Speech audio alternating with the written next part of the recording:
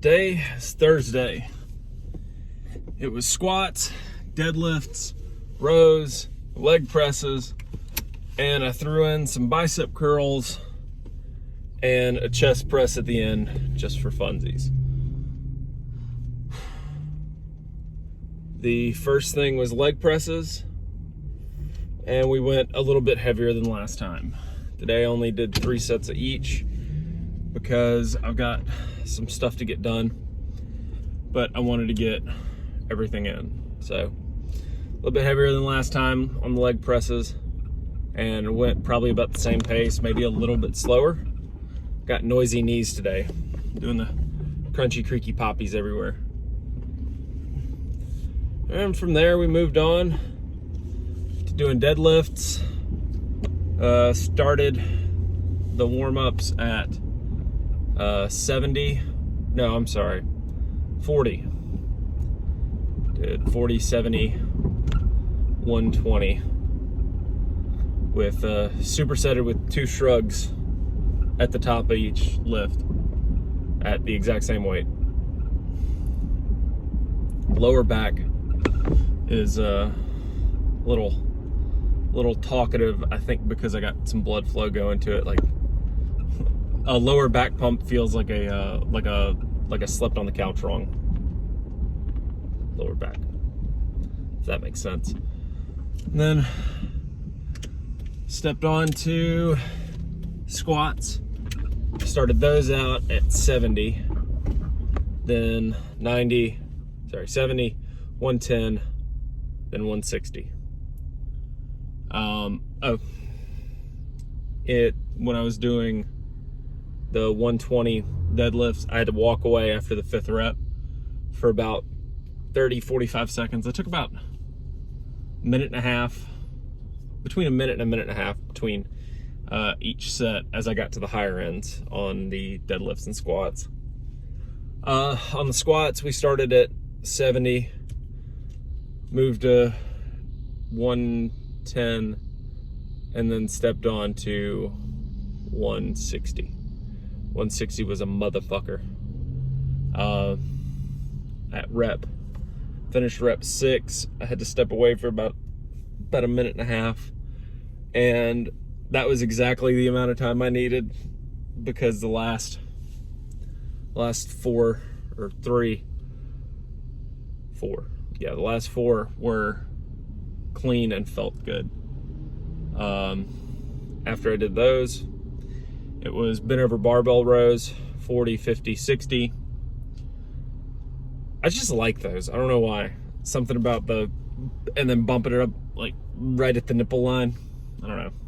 It's kind of big monk energy. But after that, lower back was still feeling kind of tight, and I was like, you know what? If it's being used, I might as well. So I did some back extensions on the back extension machine. It's like, those things are kind of like the ab machines, like the weighted crunch machine. Like I don't 100% understand it. Like, it feels like woo.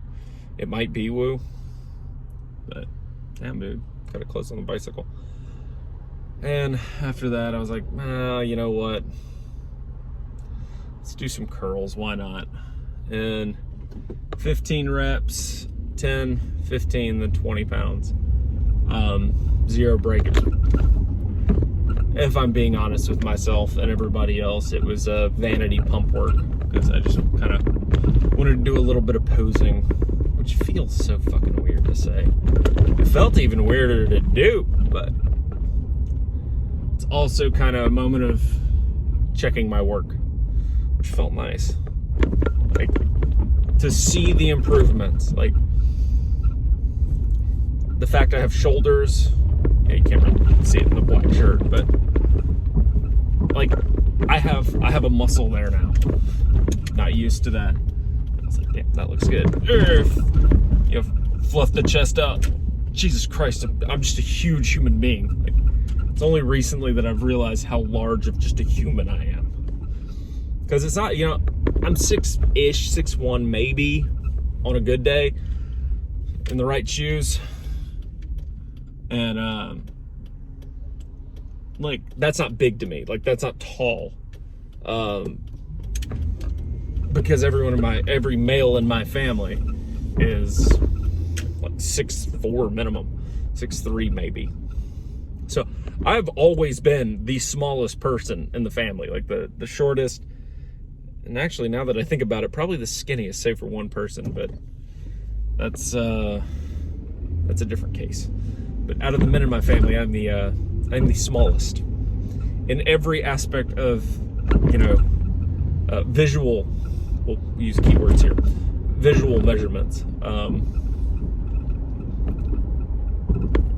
So it's like, I don't see myself as a very large human, but it's like some of the people I'm walking past, it's like I realize that I have a thick trunk. Like if I were 150 pounds of like literally, flesh draping on bones, I would still be thicker than like probably 60% of the people I run into in a day. And I don't realize that. Like I don't see myself as this very fucking chunky human being. I have that moment of like, dude, I'm fat as fuck. Like, but I'm talking about how much space, like how much volume I take up. Because that was another thing. It's like I said the other night, it's like from here up, I'm like super fucking proud. I'm like, ooh, I look good. I feel good. And then it's like, ew, you look like a bag of water set on the table. Just like you're pouring out over the top of your pants. Oh, but I can see my dick, so we got that there. It's the left and right for some reason. Like front and back, it's, but like the side to side, it ain't going nowhere yet. So I probably have got about another 2 months before like my waist is shrinking to the point where I like it to, because I can feel the fat on my face going away. Like just kind of naturally, I clench my jaw, and when my jaw is set a little further back, I've got like more face definition than I've had for a very long time. And I see that. Like I see it now because I stare myself down in the mirror every morning. It's like brushing my teeth. I'm like, you stupid bastard. But like I'm seeing the fat fall off of my face, and I can tell the fat's falling off my stomach a little bit because the gun sits better. I'm not hanging over the belt as much. I see more of my penis. Like it is what it is. But the left and right, it's like it's all going, we're gonna go hang out over here until we like really have to go, because that's where the party is. That's where all the cool fats are, I guess. And but yeah, like my legs feel great. Like I have quad definition, which is weird. Like when I flex it, I can actually see where the head of the muscle is at the bottom, like down by the knee, and that's cool.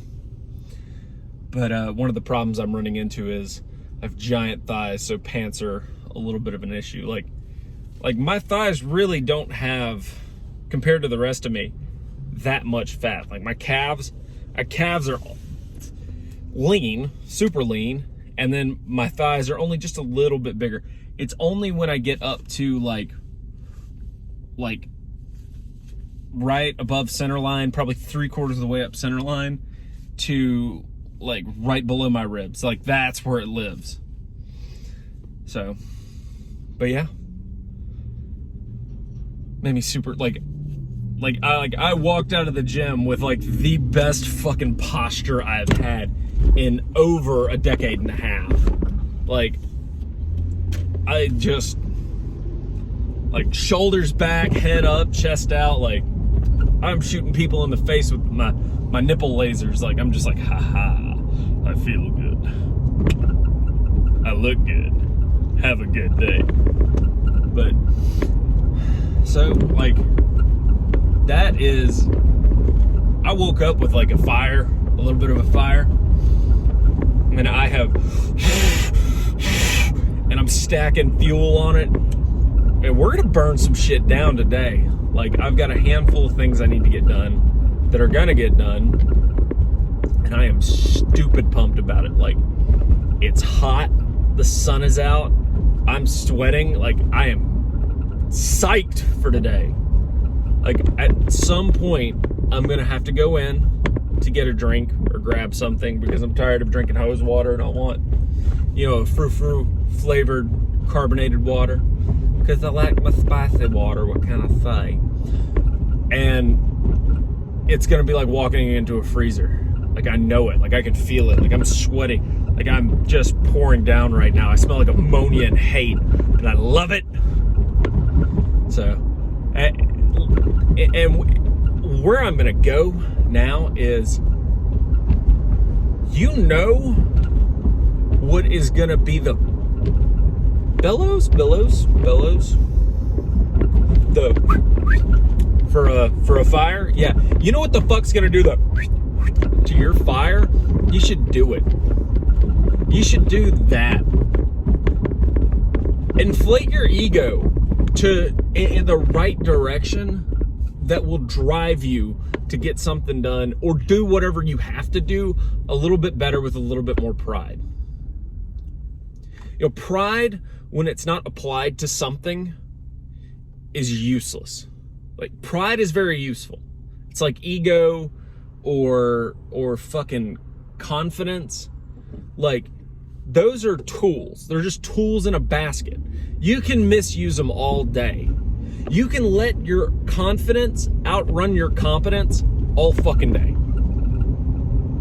Or you can use your confidence to fuel your competency.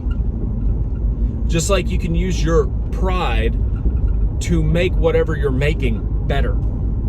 Do whatever you're doing better. Not because, I'm the best or nobody can do it better than me. It's, I know how well I'm going to do this, and I'll be goddamned if I let somebody outdo me. Not for the sake of ego, but I know what I'm capable of. I know that I am absolutely capable of the hardest, best, maybe not most efficient, because here's the thing, we're being fucking honest.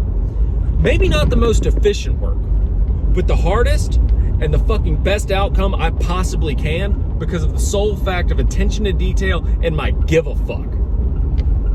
So that right there is a useful application of pride, because without pride, you don't have that attention to detail. You don't have that give a fuck.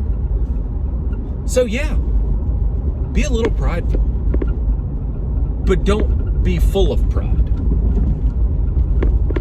Have confidence.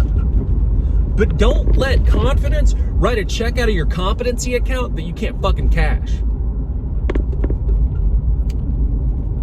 Everyone knows exactly who I'm talking about when I say they're more confident than they are competent. Like, you have pictured one fucking person in particular.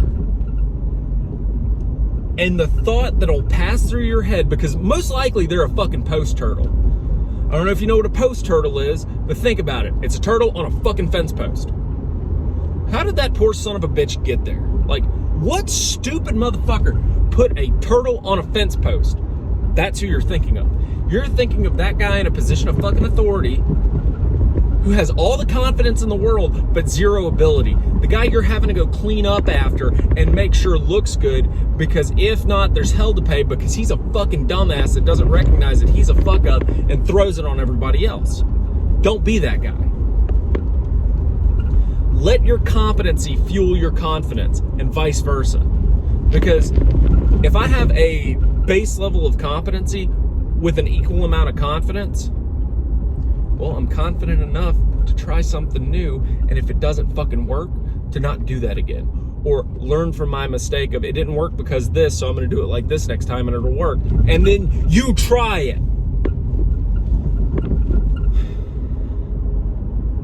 Like, I know I'm sounding harsh, and I know I like the facial expressions I'm making. I am in the fucking best mood I have been in forever. I love it. Like, part of me is upset I don't have anyone around me right now. Like, because I want to pour this on to people. Like, I want this to be an icing on everyone's badass cake. So, hey, everybody, I'm the icing. You're some badass cakes. Fucking talk to you later. Out!